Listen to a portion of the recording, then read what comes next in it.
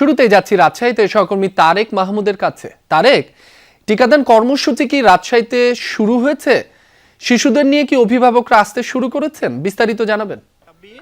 সকাল থেকেই কিন্তু অভিভাবকরা শিশুদের নিয়ে আসতে শুরু করেছেন। আজকে রাজশাহীর গোদাগাড়ী উপজেলা, যেখানে রাজশাহীর সব থেকে যেখানে বেশি আক্রান্তের হার রয়েছে এই 9টি উপজেলার মধ্যে, রাজশাহীর মধ্যে, সেখানে আমরা অত্যন্ত আনন্দের সাথে জানাচ্ছি আমাদের মাঝে এইমাত্র উপস্থিত হলেন রাজশাহী জেলার মানববর সিভিল সার্জন গোদাগাড়ী উপজেলা থেকে কিন্তু শুরু হয়েছে এবং রাজশাহী জেলা প্রশাসক, জেলা পরিষদের যিনি দায়িত্বরত রয়েছেন এই প্রশাসক হিসাবে, তিনিও কিন্তু এসেছেন এবং এখানকার যিনি উপজেলা নির্বাহী অফিসার থেকে শুরু করে স্থানীয় প্রশাসন, আইন শৃঙ্খলা বাহিনীর সদস্য, তারাও এসেছেন। এবং আমি দেখতে পাচ্ছি রাজশাহীর এই গোদাগাড়ী উপজেলায় কিন্তু সকাল থেকে অভিভাবকরা তাদের সন্তানদের নিয়ে এসেছেন এবং হামের যে বিশেষ টিকাদান কর্মসূচিতে এই গোদাগাড়ী উপজেলা প্রশাসনের সার্বিক সহযোগিতায় এবং উপজেলা স্বাস্থ্য কমপ্লেক্সের সার্বিক তত্ত্বাবধানে কিন্তু রাজশাহীর গোদাগাড়ী যে এই মাটিকাটা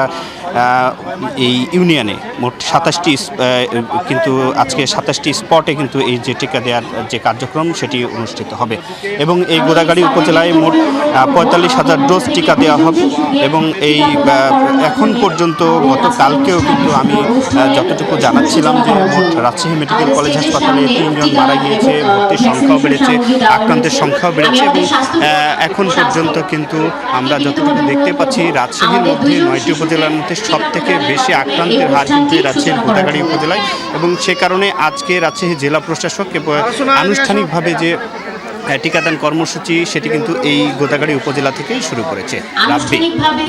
তারেক, আপনাকে ধন্যবাদ। আপনি জানাচ্ছিলেন রাজশাহীতে টিকাদান কর্মসূচি চলছে। আমরা চাঁদপুরের খবর জানতে চাই। আমাদের সাথে যুক্ত হয়েছেন সহকর্মী ইব্রাহিম রনি। রনি, চাঁদপুরে মোট কতটি কেন্দ্রে টিকাদান কর্মসূচি চলবে? আজ সারা দিনব্যাপী কি কি কর্মসূচি থাকবে? প্রশাসনের পক্ষ থেকে কি জানানো হয়েছে? বিস্তারিত জানাবেন। চাঁদপুরে কিন্তু হামের হটস্পট হিসেবে নির্ধারণ করা হয়েছে চাঁদপুরের দুটি উপজেলা, চাঁদপুর সদর এবং হামচর। সে কারণেই কিন্তু আজ থেকে চাঁদপুরের এই দুটি উপজেলায় টিকা শুরু হয়েছে সকাল 9টা থেকে।